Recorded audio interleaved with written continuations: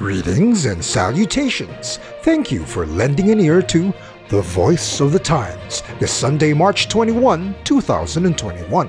For today's editorial, Philippines in danger of missing demographic sweet spot. Having a young population offers the Philippines a competitive advantage, but policymakers and other leaders should act swiftly and effectively to address the threats that may prevent the country from capitalizing on that strength.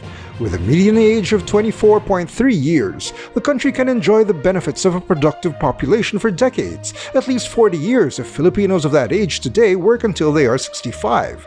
An opposite scenario hounds aging countries such as Japan, where the median age is 48 years, and even Singapore, 42 years. In those and other graying societies, there is a looming problem not only about declining economic productivity, but also about the welfare of their growing number of citizens who will require elderly care. To address the aging problem in Japan, the government there offers a lump sum allowance to mothers who bear children. 420,000 yen, or about 187,000 pesos, paid after giving birth. The amount doubles for twins. In Singapore, eligible parents can enjoy a baby bonus of up to 10,000 Singaporean dollars, or about 362,000 pesos, which is just one of the programs designed to encourage young Singaporeans to start a family. Filipinos need no such incentives. This country is poised to reap the advantages of a demographic sweet spot, a concept first described in the mid-20th century by the American demographer Frank Notestein. But as we know, the future is never certain, and the Philippines faces challenges that may deny it from realizing the potential gains from its young denizens. Regarding hurdles ahead, on a positive note, the chances of the Philippines enjoying the dividends from the demographic sweet spot increased when its population growth rate fell below 2%. That figure was 3% in the 1970s and was 1.7% in 2015. Still, there are other hurdles ahead. One is the rising rate of teen pregnancies. This concern was raised not long ago by the Population Commission, or POPCOM.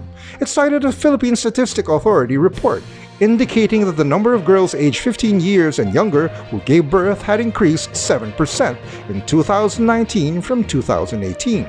Worse, that figure has been rising annually since 2011. POPCOM also mentioned that an average of nearly 7 adolescents, referring to girls aged 10 to 14 years, gave birth daily. That is a threefold increase from 2000 to 2019. As many know, teen pregnancies are likely to disrupt or derail the education of young girls, and that may have long-term economic consequences that lead to lower productivity later when they reach working age. A similar disruption is being experienced today by all learners, mainly because of measures taken to contain the pandemic. In the Philippines, enrollment this academic year dropped 50%, or about 2 million students, according to COCOPEA, or the Coordinating Council of Private Educational Associations. Some 400,000 students have transferred from private to public schools, presumably because families had to reduce their expenses because of the health crisis. But the public school system was crowded even before the pandemic, and there is a limit to how much capacity it can absorb.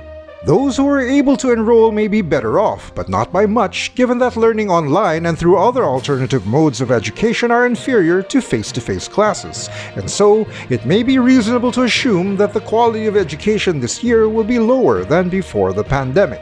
All these will likely have consequences for generations to come. That is why effective interventions are needed to limit the damage already suffered. For starters, the pace of vaccinations has to pick up soon, partly to allow schools to reopen safely. Also, we need new policies and programs that educate young girls and boys about teen pregnancies.